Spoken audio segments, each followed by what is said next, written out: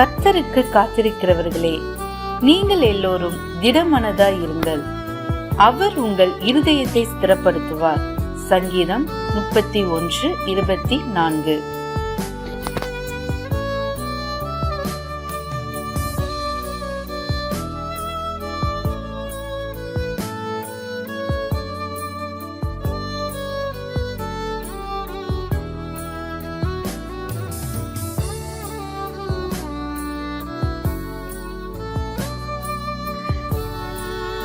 Be of good courage, and he shall strengthen your heart.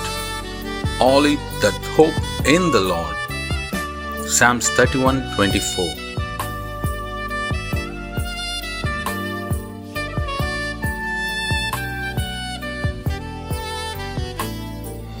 ஆண்டவரும் இரட்சகருமாகிய இயேசு கிறிஸ்துவின் நாமத்தினாலே காட் கூசிஸ் மினிஸ்ட்ரி சார்பாக இணைந்து ஜெபிக்கிற ஊழியர்கள், யூடியூப் சேனல் வாயிலாக செய்தியை கேட்கிற ஊழியர்கள் மற்றும் தேவ பிள்ளைகள் யாவருக்கும் அன்பின் வாழ்த்துக்கள்.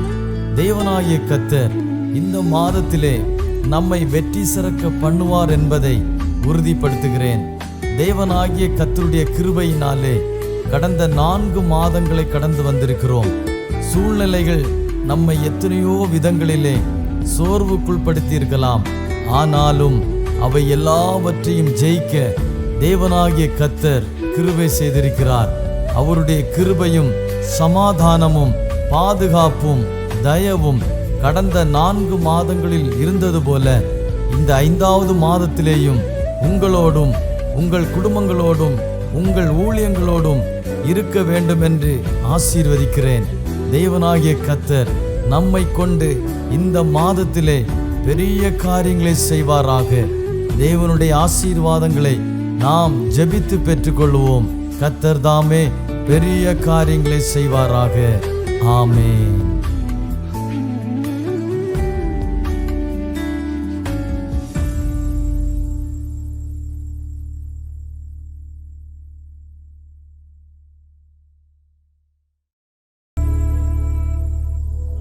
Price the Lord.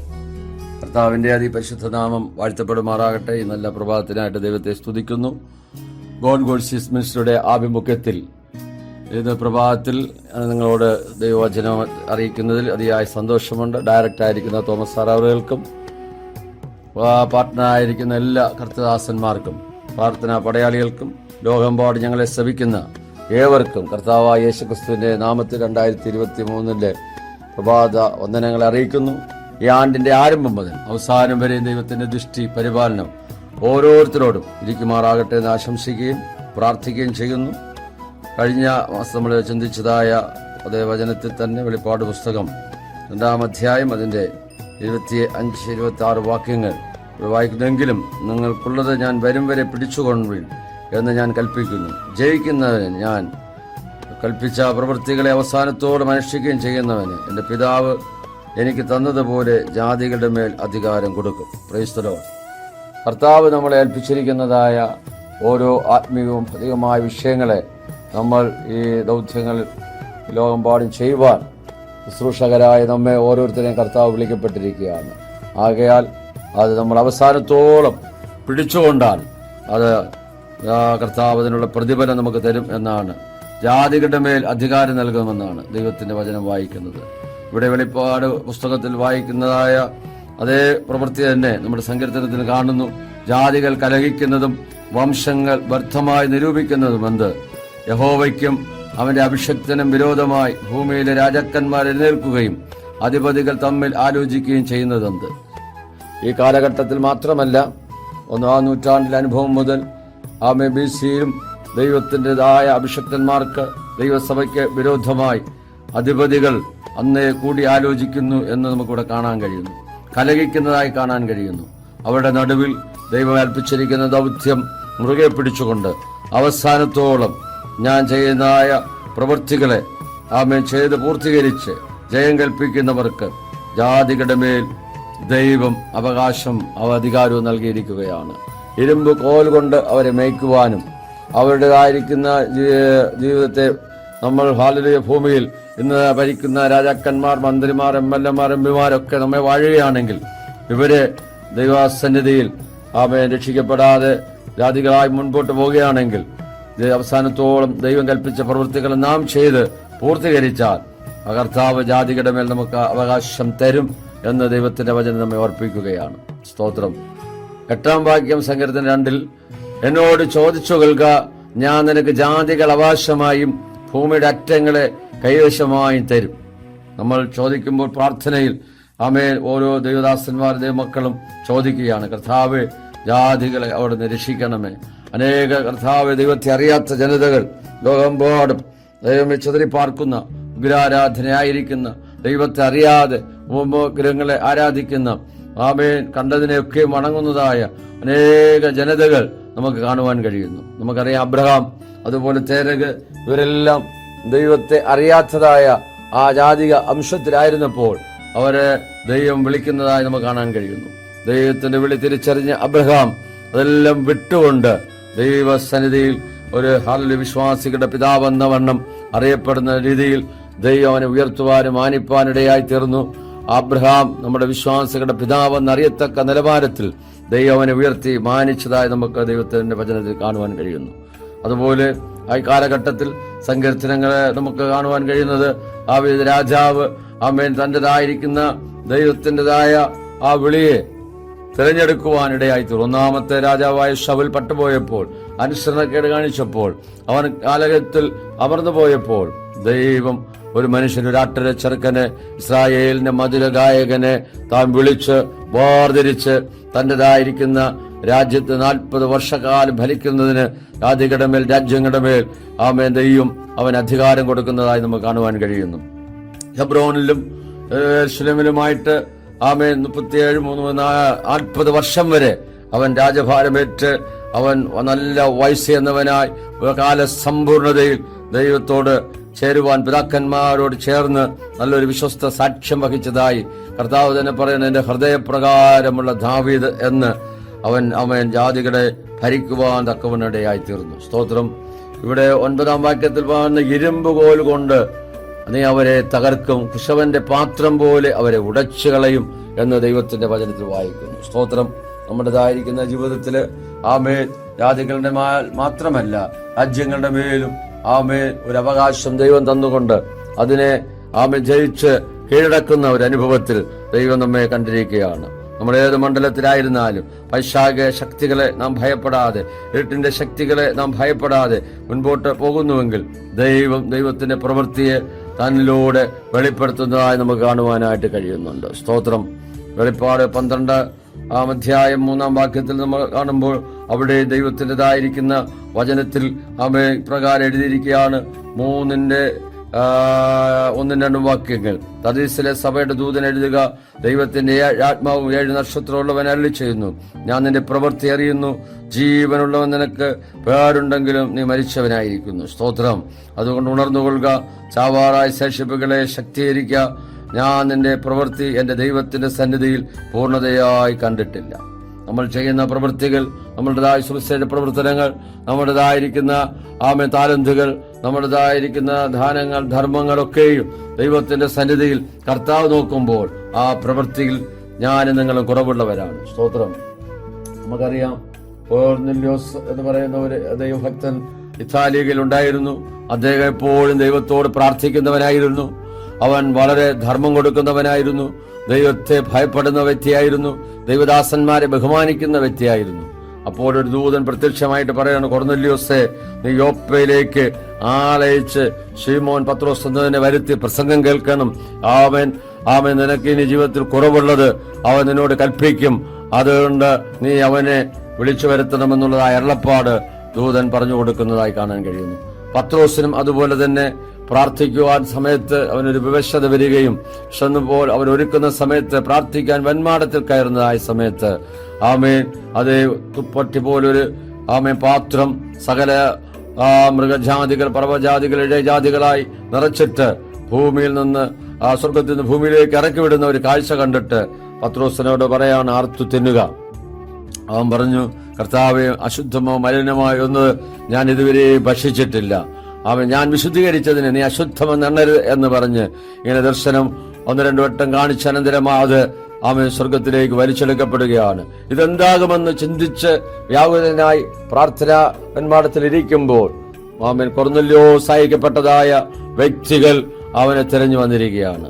ശിമോൻ എന്നവൻ തോൽക്കൊലനായ ശിമോൻ ഇവിടെ പാർക്കുന്നുണ്ടോ എന്ന് ചോദിക്കുമ്പോൾ, നിങ്ങളെ അന്വേഷിക്കുന്ന ആൾ ഞാൻ തന്നെ എന്ന് പറഞ്ഞ് അവൻ തന്നെ വെളിപ്പെടുത്തിക്കൊണ്ട് കടന്നു വരുന്നതായിട്ട് നമുക്ക് കാണുവാനായിട്ട് കഴിയുന്നു. സ്തോത്രം. അവരോടുകൂടെ പാർത്ത് അവരിൽ ചില സഹോദരന്മാരുമായിട്ട് അതേ ചില നാളുകൾ കഴിഞ്ഞപ്പോൾ അവിടെ കടന്നു വരുവാൻ തക്കവനിടയായി തീർന്നു. ആ സമയത്ത് ദൈവത്തിന്റെ പ്രവൃത്തിയെ അവർക്ക് കാണുവാനായിട്ടിടയായി തീർന്നതായിട്ട് ദൈവത്തിന്റെ വചനത്തിൽ നമ്മൾ വായിക്കുന്നു. സ്തോത്രം. അപ്പോൾ പ്രാർത്ഥിക്കുന്ന ദൈവത്തിന്റെ ദാസന്മാരുടേതായ പ്രവൃത്തികളെ അറിയുന്നതായ ഒരു നല്ല കർത്താവ് നമുക്കുണ്ട് എന്നാണ് നമുക്ക് കാണുവാൻ കഴിയുന്നത്. നമ്മൾ കർത്താവിന്റെ വയൽ പ്രദേശത്ത് അധ്വാനിക്കുന്നത്, പ്രാർത്ഥിക്കുന്നത്, ട്രാക്ക് മിനിസ്റ്റർ ചെയ്യുന്നത്, അവൻ ഉപവസിക്കുന്നത്, നമ്മുടേതായ രഹസ്യം പരസ്യമായ എല്ലാ കാര്യങ്ങളിലും ദൈവത്തിൻ്റെതായിരിക്കുന്ന അതേ കൃപ ഇന്നോളം കൂടെ ഉണ്ടായിരുന്നു എന്ന് നമുക്ക് കാണാൻ കഴിയുന്നു. അത് നമ്മൾ ചെയ്യുന്ന പ്രവൃത്തികൾ ഇനിയും അധികം വർദ്ധിക്കുവാൻ കർത്താവ് നമ്മളെക്കുറിച്ച് ആഗ്രഹിക്കുന്നുണ്ട്. ആ നിലയിൽ ദൈവത്തിൻ്റെതായ വലിയ പ്രവൃത്തിയെ വെളിപ്പെടുത്തുവാൻ നമുക്ക് സഹായിക്കുമാറാകട്ടെ. സ്തോത്രം.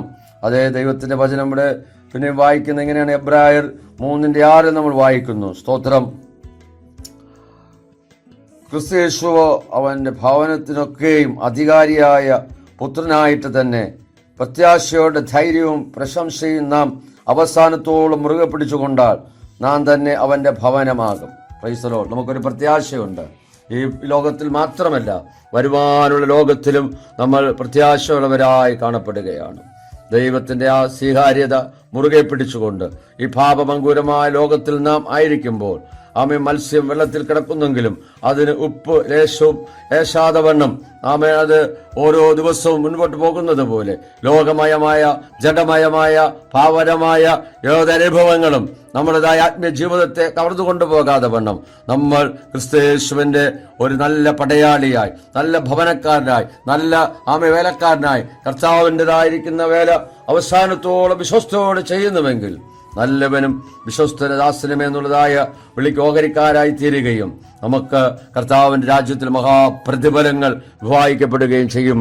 യാതൊന്നും ജാതികളുടെ മേൽ നമുക്ക് അധികാരം നൽകും. ഇരുമ്പ് കോൽ കൊണ്ട് അവരെ മേയ്ക്കുവാനും ശവന്റെ പാത്രം പോലെ ദൈവികമായ നിലയിൽ ഗൈഡൻസ് ചെയ്യുവാനും കർത്താവ് നമ്മെ കണ്ടിരിക്കുന്നു എന്നുള്ള കാര്യം നമ്മൾ മറന്നു പോകരുത്.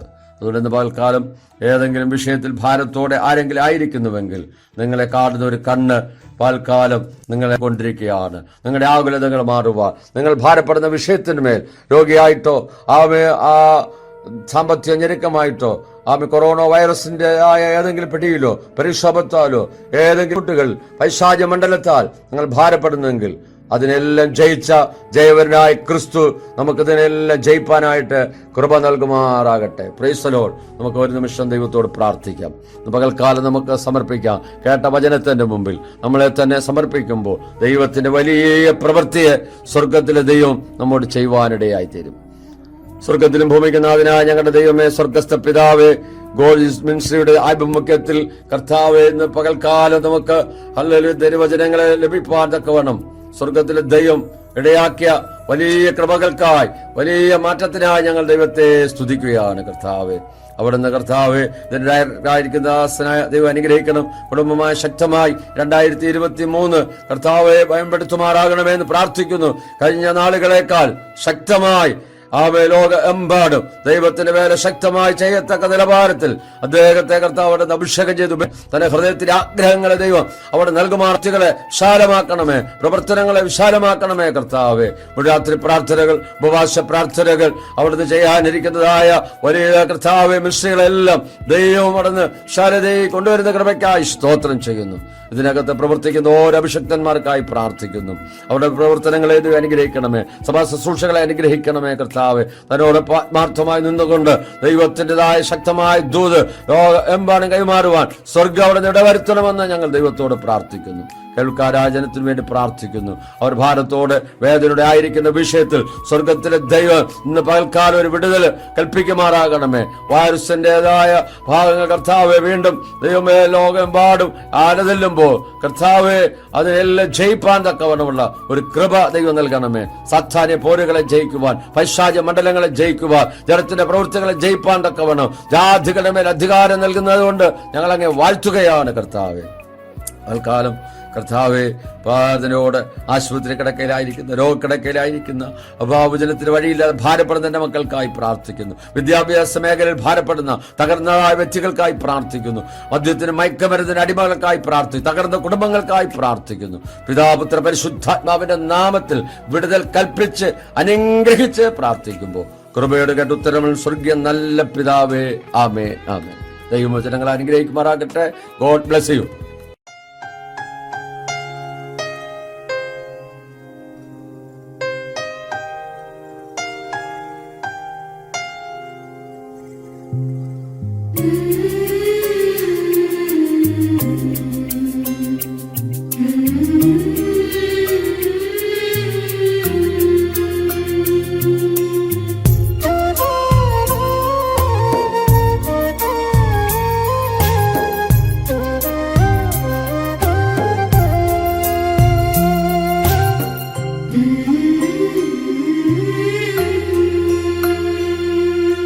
ലോകം മുഴുവൻ നേടിയാലും നിന്നാത്മാവു നശിച്ചാലെന്തു ഫലം? ലോകം മുഴുവൻ നേടിയാലും നിന്നാത്മാവു നശിച്ചാലെന്തു ഫലം? ആത്മാവിൻ വിലയാ എന്തു നൽകും നീ? പകരം വയ്ക്കാനെന്തുണ്ടീ ഭൂമിയിൽ? നിൻ സമ്പത്തു മുഴുവനോ ലോകത്തെ തന്നെയോ പകരം നൽകിയിടുകിൽ മതിയാകുമോ? ലോകം മുഴുവൻ നേടിയാലും നിന്നാത്മാവു നശിച്ചാലെന്തു ഫലം?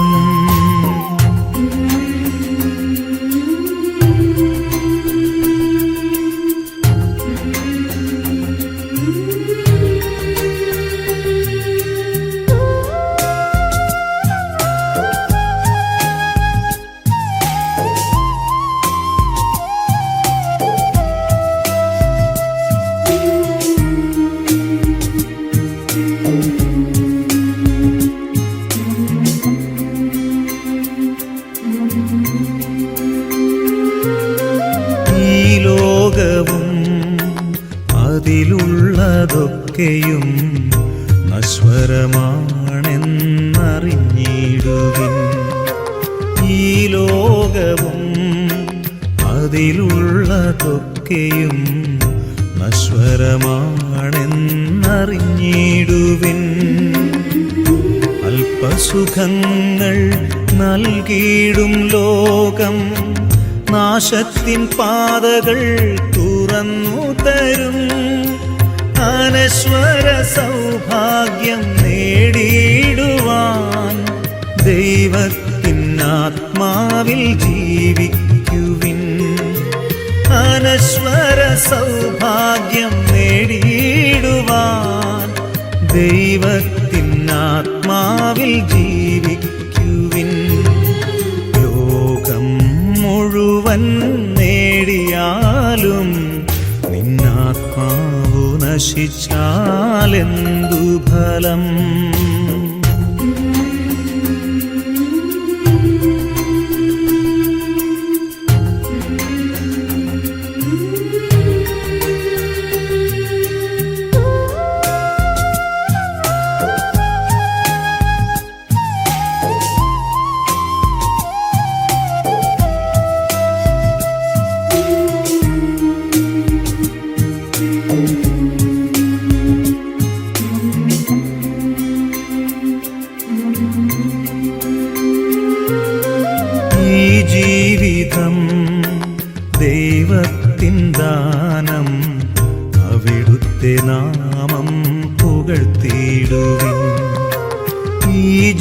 ജീവിതം ദൈവത്തിൻ ദാനം, അവിടുത്തെ നാമം പുകഴ്ത്തിയിടുവിൻ. വരുവാനിരിക്കുന്നതൊന്നുമേ നമ്മൾ അറിയുന്നില്ലെന്നോർത്തിയിടണം. സർവം ഭരിക്കുന്ന ദൈവത്തിൻ മുൻപിൽ ജീവനും ആത്മാവും സമർപ്പിച്ചിടാം. സർവം ഭരിക്കുന്ന ദൈവത്തിൻ മുൻപിൽ ജീവനും ആത്മാവും സമർപ്പിച്ചിടാം. ലോകം മുഴുവൻ നേടിയാലും നിന്നാത്മാവു നശിച്ചാലെന്തു ഫലം? ലോകം മുഴുവൻ നേടിയാലും നിന്നാത്മാവു നശിച്ചാലെന്തു ഫലം? ആത്മാവിൻ വിലയായെന്തു നൽകും നീ? പകരം വയ്ക്കാൻ എന്തുണ്ടീ ഭൂമിയിൽ? നിൻ സമ്പത്തു മുഴുവനോ ലോകത്തെ തന്നെയോ പകരം നൽകിയിടുകിൽ മതിയാകുമോ?